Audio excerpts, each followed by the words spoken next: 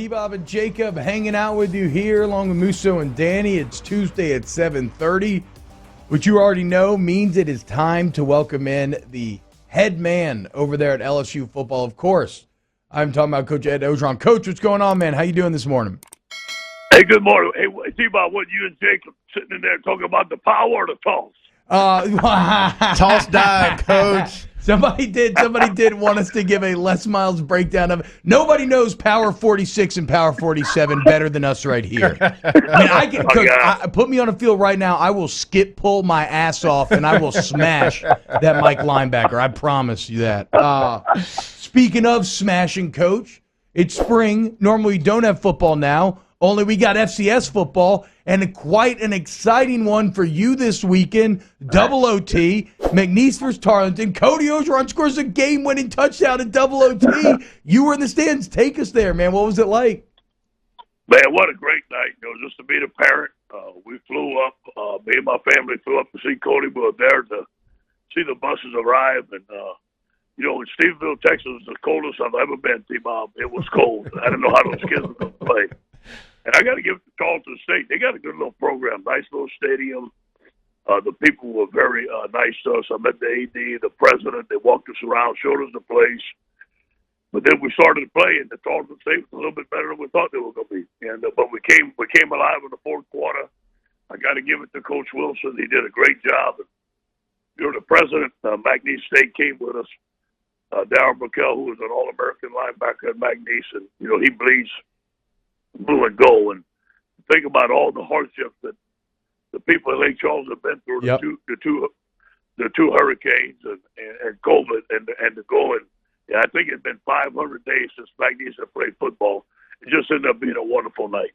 And what was it like just on, like, for you as a parent on that run in double OT? Were you going crazy in the stands? Yeah, I was going crazy. No question.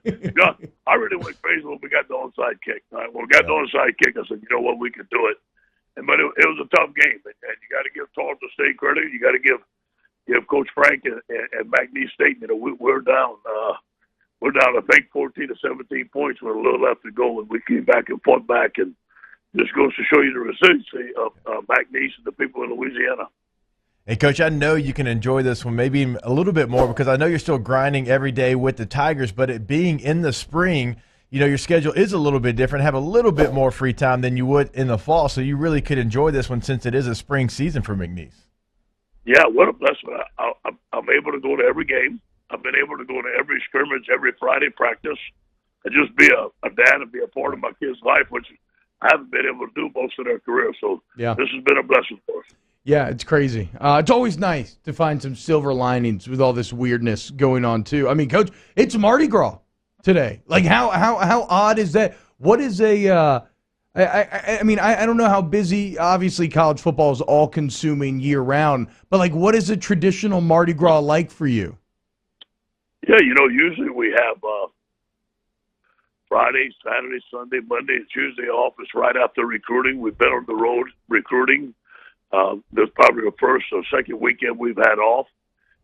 Maybe me and my family may take a vacation or just back in Mandeville and chill out, eat a lot, see how many king cakes I can eat, which is a lot. But, it is different. It's cold. It's Mardi Gras Day. It doesn't seem like it. But I'm just blessed to be the head coach at LSU and to have my family healthy, and Cody played well, and Parker's working with me, and things are going well for us. Coach, does it feel like it's somewhat getting back to normal? I mean, last football season was so crazy and all the things you had to do just to get onto the field. But now, as we sit here, you had the football school, fourth quarter programs coming up. The guys are working out with Coach Moffitt. Spring practice will take place. Is it somewhat getting back to what football season to look like? Yes, it does. It feels that way, and we're able to do all the things, within the COVID protocol that we were doing last year at this time. Guys are remaining healthy. They get bigger and stronger. As you know, with Tommy Moffitt, this is a big time of the year, especially with the freshmen that played last year, and this is the first year they go through fourth quarter. As you and T-Bob know, this is going to be an eye-opening experience for them, but it'll be better for them in the long run. And this is where we build the foundation of our football team. Ooh, fourth quarter, that alarm rings early, especially when you're in college. And Coach, that is something that we talked to Coach Moffitt about a few weeks ago, which is, I've talked a lot of like the younger O linemen's conditioning levels and things like that in the very brief window that we saw them last year. And Coach Moffitt talked about, look, with last year's offseason, they just did not get the training regimen that they normally would have. And so now they're into that. I guess, how much do they stand to benefit, and how have they responded to that tougher workload so far? Saturday morning, they're all working out together. The tremendous voluntary workout and the tremendous leadership by Austin Deckles and Ed Ingram and the whole group coming back. And even Lloyd Cushenberry was working out there Saturday morning. It goes to show you, offensive line, as you guys don't stay together, but it is a benefit that they don't have to play. They don't have to start this year because all these linemen are coming back. And so now we can regain the offseason that we lost last year. Yeah, it makes a lot of sense. And just from afar, I love the Deculus and Ed Ingram relationship. You can tell those guys are just brothers from another mother at this point. You spend that long playing with another guy on that line, and those relationships just kind of happen. So, Coach, as far as football school is concerned, Jake was out there, got to get eyes on it not long ago, and he was talking about, I was just asking him some observations, right? He said that Keyshawn Butte is just kind of carrying himself like he is the man, right? And it makes sense with last year. Like, have you gotten a little bit of that vibe off? Yes, in a very good way. Yeah, no, alpha exactly. Way. Yeah, like an alpha way. Like, look, it's the same thing that he did last year when Coach challenged him when Terrace Marshall left, right? I mean, exactly. He had to step up, and he did. Yes, and the good thing about Keyshawn is he's playing with confidence, practicing with confidence, working out with confidence. His name is never on the list. He's early to everything. He's always in class. He don't miss a class. He's an outstanding student, an outstanding young man with great character. And as you guys know, that's going to carry him a long way here. Coach, one of the things that I loved when I went out there the other day, and Coach Pete's, his energy was fantastic, but he had every quarterback go through every rep. So it wasn't just one guy out there. I mean, I saw all four quarterbacks get every single rep out there, and I thought that was a fantastic way to keep everybody engaged in the game plan and what was going on at football school. Yes, he has a different way of teaching, which is good. He has a different energy about himself. We have brought back Joe Brady's offense to the T. He knows it. DJ knows it's exactly what we wanted. Our players are excited about it. We have answers to almost every defense. Jake is very smart, but he's very personable with the football players. They love him.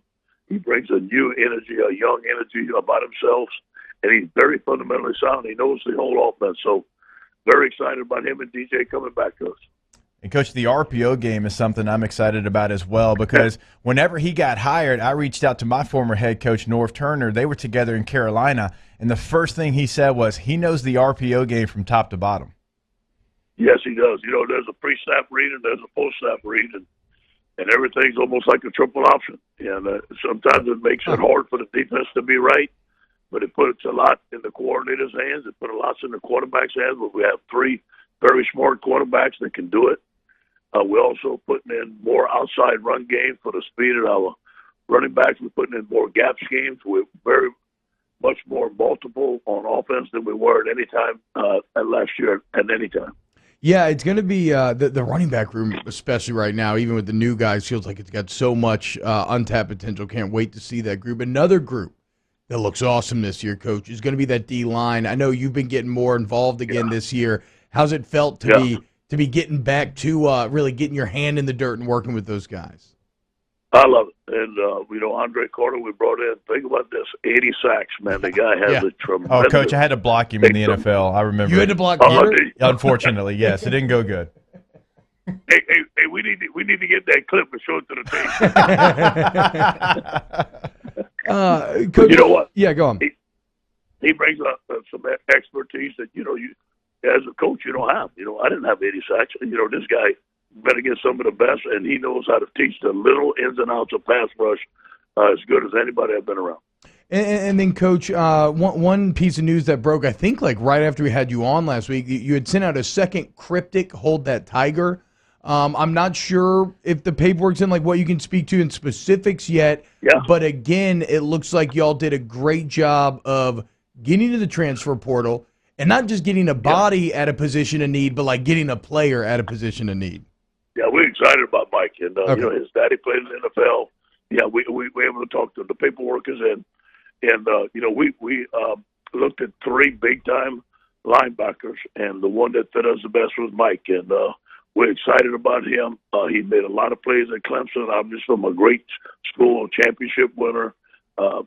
He's going to come here. He's going to have 2 years of eligibility. We're going to give him a chance to compete to start. He was playing mostly nickel linebacker. He wanted to come to the SEC and play inside. He is going to play one of the inside linebackers for us again to give it a shot to play. He's a great player. Has a lot of depth down room. Coach O, at here every Tuesday here on Off the Bench, head man for LSU football, and during this spring, football dad as well. So thank you so much for joining us today, Coach. He about take it easy on the king cake. Hey, whoa, chill. That feels a little directed. I already was feeling a bit insecure driving to work this morning. I thought this sweater was fitting a bit tight. All I did was eat food yesterday, so he's kind of kicking me while I'm already feeling a bit low there. I did make the best gumbo I've ever made in my life yesterday, though. I'm learning more and more Chicken about and sausage or seafood? So this is where it gets interesting. My wife, we thought we had a bunch of frozen andouille. Come to find out we didn't. It was closed, so it was just chicken. Just chicken. And still it came out. I know. And it still came out.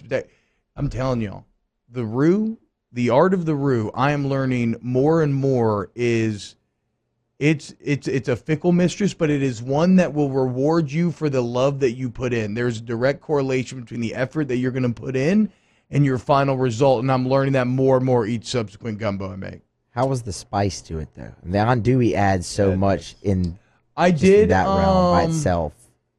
I guess that's where it gets a bit interesting, man. Maybe I thought the flavor was great. And I did, like, normally I add some Tony's or some other seasoning in there, and I was, like, doing test bowls yesterday with none of that.